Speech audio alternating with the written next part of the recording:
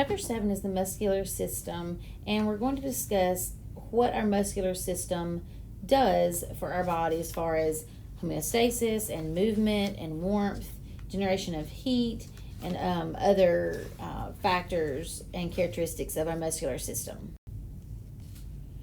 So this is just a quick review of the different types of muscles. You have skeletal, smooth, and cardiac. They have different characteristics. Some are striated, some are smooth, some are voluntary, and some are involuntary. And then the location that you'll find these three different types of muscle tissues. So the structure of a skeletal muscle cells are called muscle fibers because they are elongated and bundled together. You have something called a fascicle. A fascicle is a bundle of muscle fibers. So a fascicle refers to a bundle of skeletal muscle fibers that are surrounded by the perimysium, which is a type of connective tissue. They are socialized fibers that help in the transmission of electrical impulses from the atrioventricular node to the Purkinje fibers. The connective tissue surrounds each fiber and each fascicle, binding them together.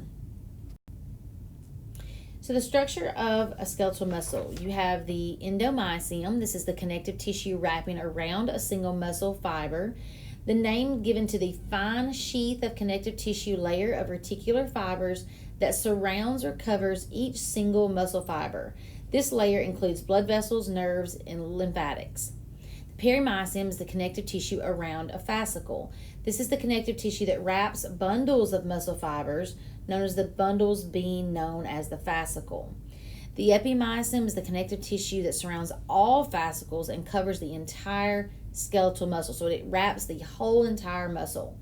The fascia covers the epimysium and extends beyond the muscle to attach to a tendon. The sarcolemma is a specialized plasma membrane. So this is the cell membrane that encloses each muscle cell, also known as a muscle fiber. The sarcoplasm is the cytoplasm of the cell. So of a muscle fiber, this is comparable to the cytoplasm of other cells, but it houses large amounts of glycosomes and amounts of myoglobin and oxygen. The myofibril is the bundle of myofilaments, known as your actin and your myosin within a cell. You have the actin, which is the thin filament, and the myosin, which is the thick filament. So this is a basic rod-like unit of a muscle made up of thick and thin filaments, which help give the muscle its striped, striated appearance. Thick filaments composed of myosin and the thin filaments composed of actin. Muscular contraction is caused by the interaction between the actin and the myosin as they temporarily bind to each other and are released. The myofibril arrangement. The arrangement of actin and myosin creates the striations in our skeletal muscle. You have the A band, which is the dark band, the total length of the myosin. You have the H zone and the M line. Within that, you have the I band, which is the light band, the distance between the myosin filaments, and you have the Z line, which is the midline of the I band and ends of the sarcomere.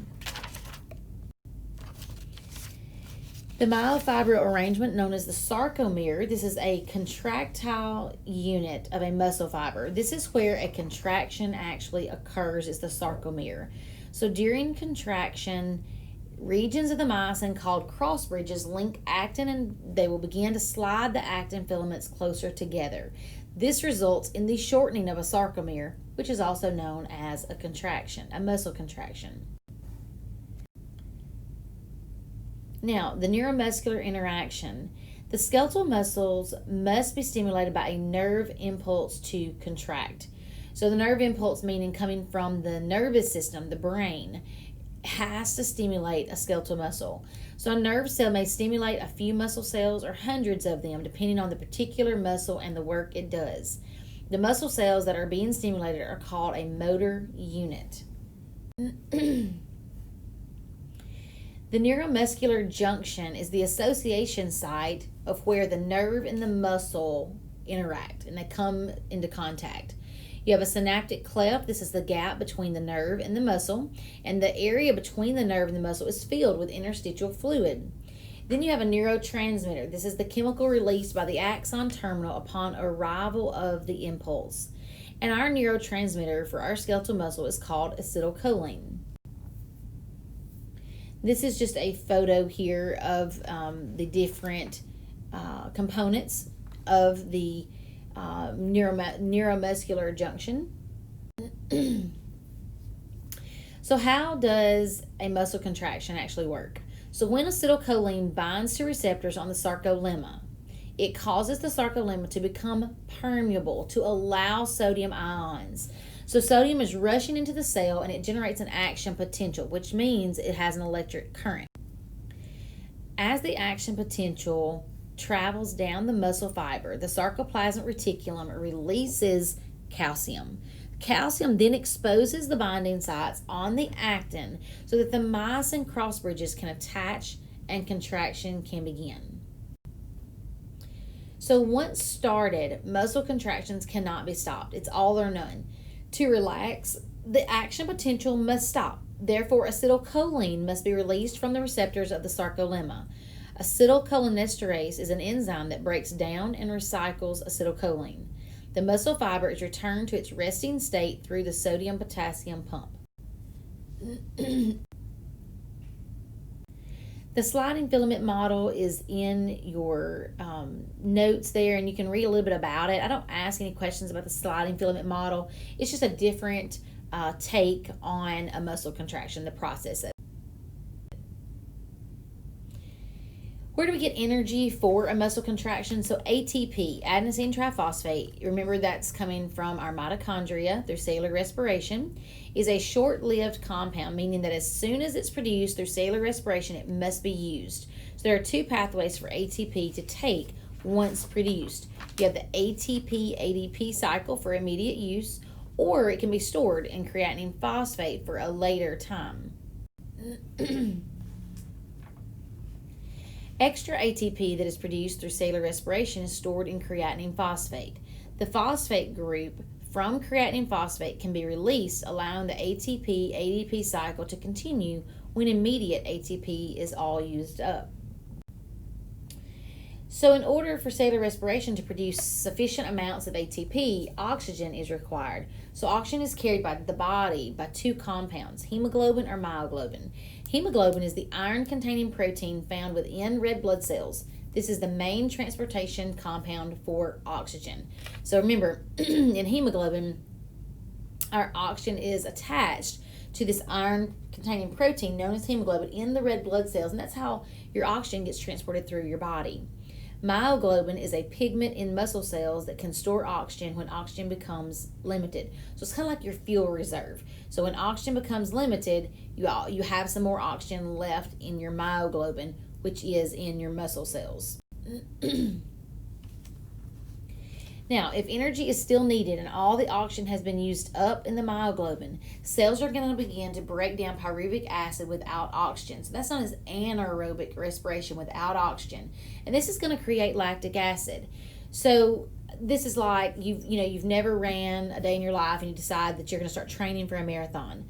When you start running and you go full force, you just decide I'm going to run 5 miles a day nonstop.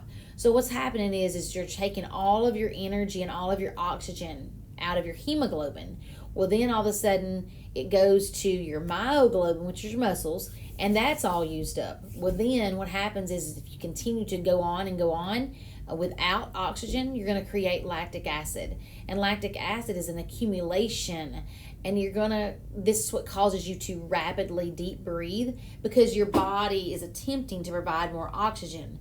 Now, lactic acid can only be broken down or converted back into glucose, which provides our energy with oxygen. So in other words, you have to end up you're either going to pass out or your body's going to force yourself to stop and pant and deep breathe to gain more oxygen in your body because that's just your natural way of doing that. So no available oxygen, and the buildup of lactic acid will lead to an oxygen debt in the body. So an oxygen debt is the amount of oxygen needed to metabolize lactic acid and resupply the body with ATP and creatinine phosphate. So again, this is why you continue to breathe heavily even after you stop. So you're going to breathe heavily for several minutes in an attempt to replace that oxygen debt that you've created needing more oxygen. So what's the benefits of exercise? Well, regular exercise increases the number of mitochondria. When you have increased numbers of mitochondria, that means you have more cellular respiration, which means you have more ATP available. It increases the efficiency of obtaining oxygen from the blood, and it increases the concentration of your myoglobin. So obviously exercising is great, provides great benefits in your oxygen level and your ability to do activities and not go into that oxygen debt and create that lactic acid. Fatigue is a decrease in muscle contractions until the muscle can no longer be stimulated, and it is caused from an accumulation of lactic acid, carbon dioxide, and depletion of ATP.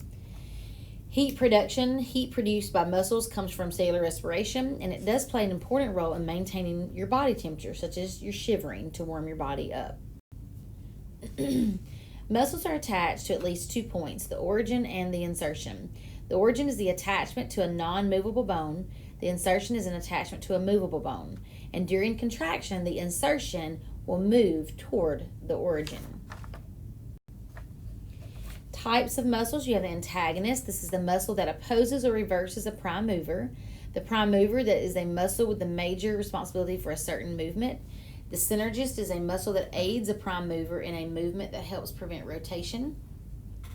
Fixator stabilizes the origin of a prime mover. And this is just some, like I said, definitions of the types of muscles.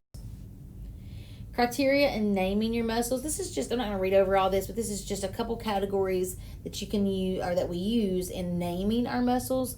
Function, shape, relative position, location of the muscle, the site of attachment, the size, and even the orientation of our fibers.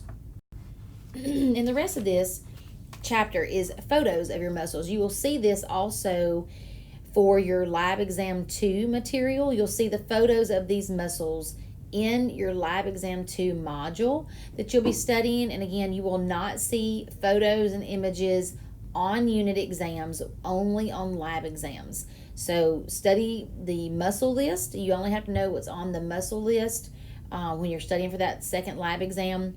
And so you'll go through all of the photos in Lab Exam 2 module to learn those.